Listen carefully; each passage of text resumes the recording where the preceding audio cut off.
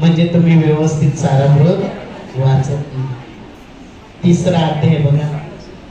तिसऱ्या अध्यायाला ज्यावेळी चर्चा होते अक्कलकोटामध्ये की कोणीतरी अवलिया आलेला आहे, सिद्ध पुरुष आलेला आहे, जो लोकांचे प्रश्न सोडवतोय, चमत्कार करतोय, आणि मग अशा हा कोणतरी आहे हे सांगण्यासाठी ती वार्ता जाते राजवाड्यात, दरबारात, मालोजी राजांकडे.